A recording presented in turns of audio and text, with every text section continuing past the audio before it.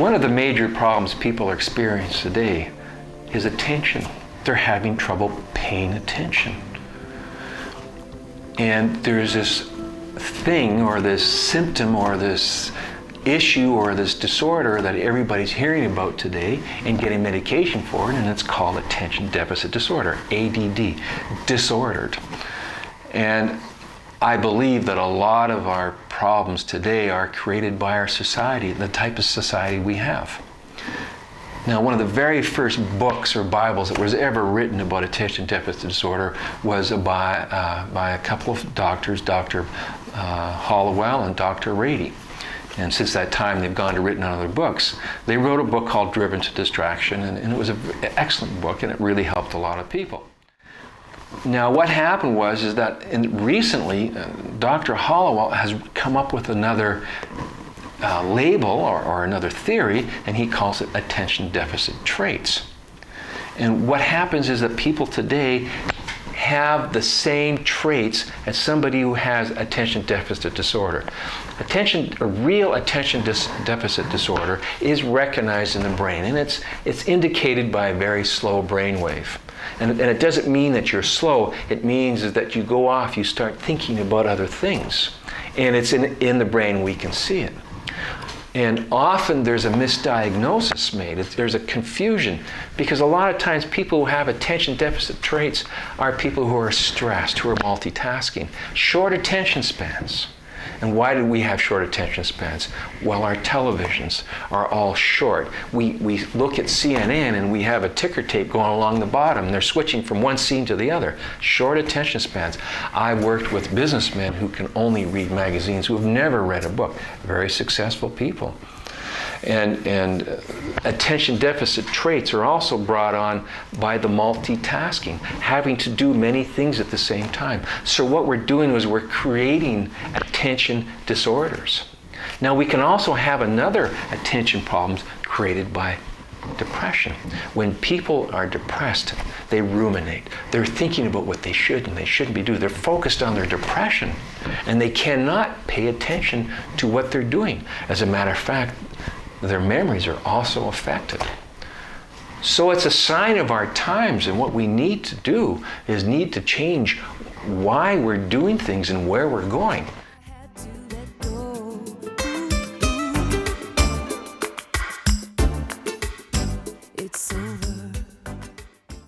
Now, with neurofeedback, what we can do is people become stuck in their depression, or they become stuck in their high multitasking brains. We can slow this down. It doesn't mean that you're going to do less. It means that you can do less better rather than much worse. So that's the idea. And what we want to learn how to do is to pay attention effortlessly.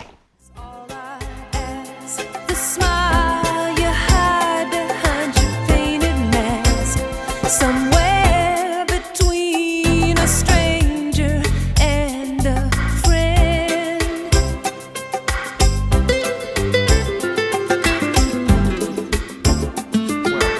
HeartSmart is self-management for inner fitness. My colleague Tom Mahler and I decided to create a program. And it was my philosophy, or what I wanted to do, my belief was that I wanted to create a program that was, number one, focused, and number two, would keep people on track, get them committed to deal with one issue at a time. So if by chance you walk my way. So in a case of stress, we can monitor the heart. And it's like a mirror, and you can see how your heart reacts to a stressful situation. Now, a doctor can tell you to relax because all the stress is bad for your heart. But you'll take this as a subjective opinion, and you may not listen to him. And the only time you listen to him is when you have a heart attack. But when I can get you to sit down and see your heart rate and see what a stressful situation can do to you, it is very effective. We can then use the same equipment to learn how to change your heart rate. And this is something that is really amazing, because a lot of people do not believe that they can actually change how they feel and how they perform. People feel this is it for the rest of their life. You can change. You can change your heart rate.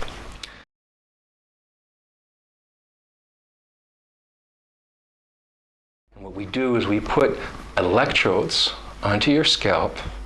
This is non-invasive. We don't put anything into your brain. We're just reading the brain waves. Your brain, it consists of neurons, and these neurons, they fire, and in this firing process, they create a rhythm, an electrical rhythm, and this is what we're reading. We're not reading what you're thinking.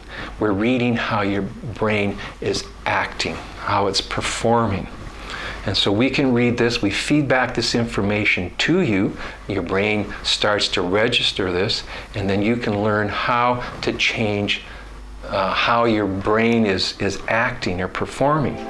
So we have actually, the scientific community has mapped the brain, and we know what parts of the brain are responsible for what activity. Many people are stuck. They're unable to move for a variety of reasons. It could be fear, or it could be just that their brains are stuck in a certain process. So we can use the neurofeedback and the biofeedback to help people to calm down and relax, become more open, become more aware, and therefore they can learn better. They can absorb, become aware of what's going on around them and within their own bodies. So we take them through step one, and step one is basically you need to recognize, we need to know what is the issue, what is the problem, what is your situation. It may not even be a situation, it could be that you just want to improve your performance, but you need to state one issue at a time. This is what we're going to focus on through the whole step process.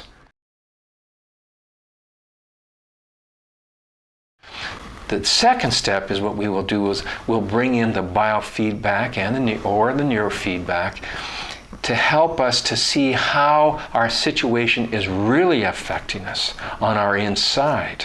This is the mirror. And once we become aware of this, we are motivated to do something, and actually sometimes it can be quite an eye-opener.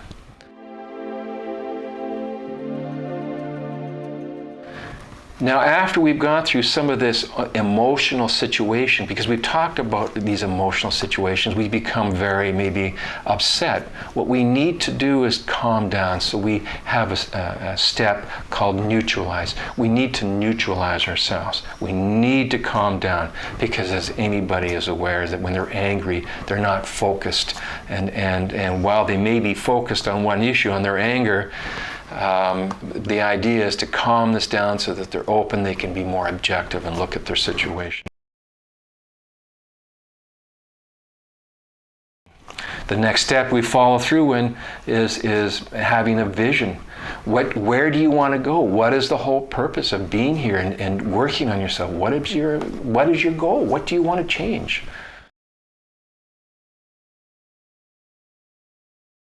And then we need to have you make a commitment, not to us, not to anybody such as your wife or your husband. You need to make a commitment to yourself.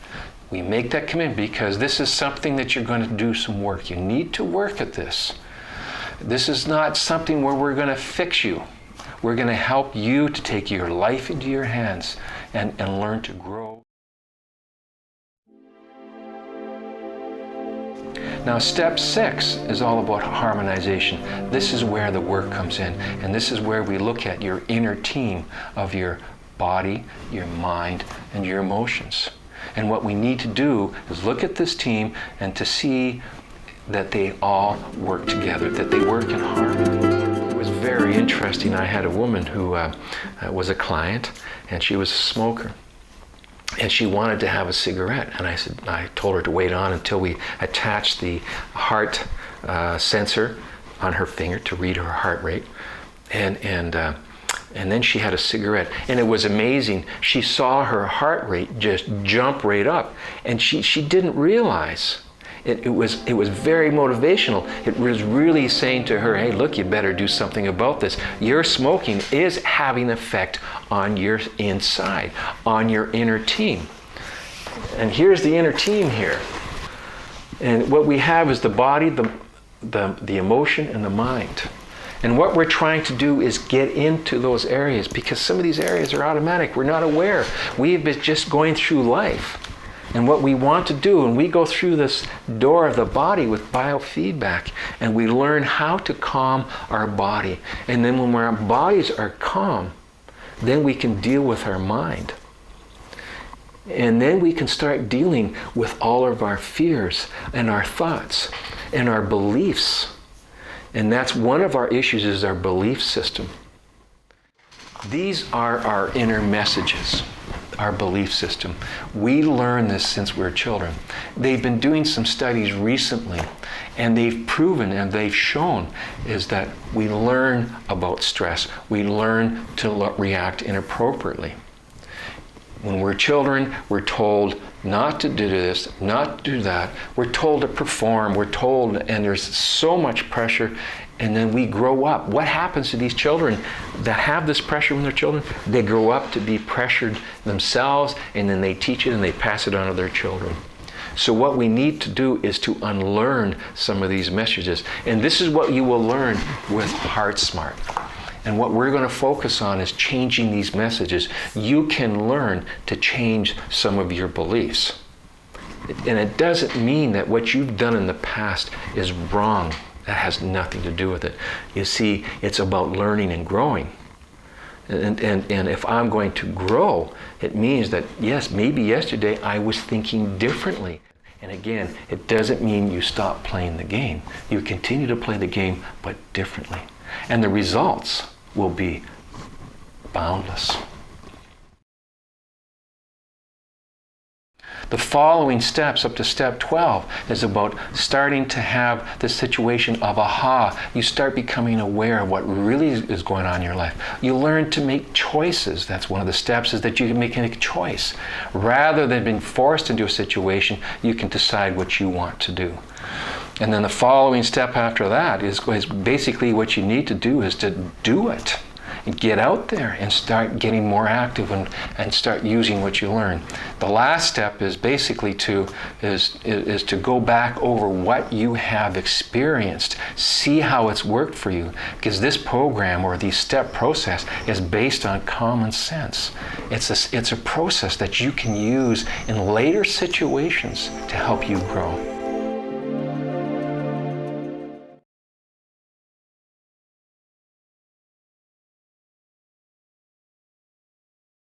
This is a program that you will participate in.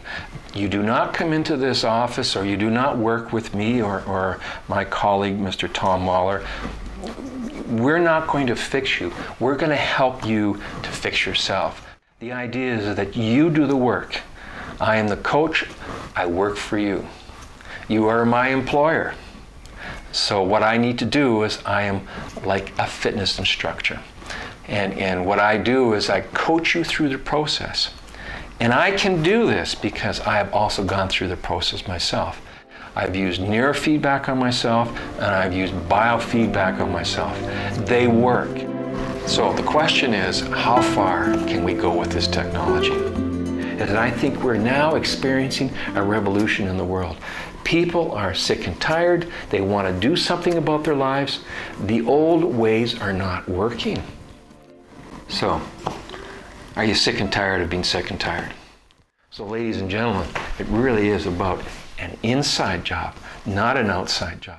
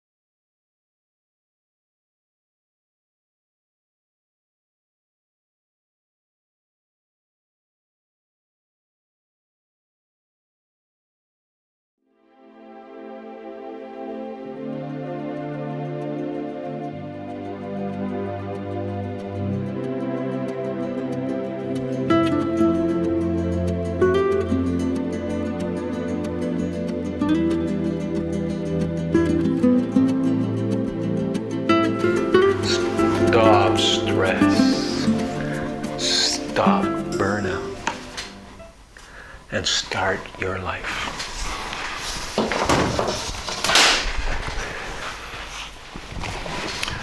Why neurofeedback? Why neurofeedback? Okay. All right. So, why neurofeedback? Why neurofeedback? Why neurofeedback versus other therapies? Why neurofeedback versus some esoteric things? Why neurofeedback versus medication? Well, I think that neurofeedback is really something for our future. It's going to help us to take our lives into our own hands. And this is what I found with neurofeedback, especially in regard to myself. A number of years ago, I was suffering from stress myself, and I was experiencing neck pains and shoulder pains. And I went for massage, I went for medication, I went for you name it. And I just couldn't seem to get rid of that. So what I did some neurofeedback. I was on a training course, my first training course. And it was amazing. The pains left, the stress left. And this is what we can do for people that are stressed. They're stuck in a situation, is that we can help them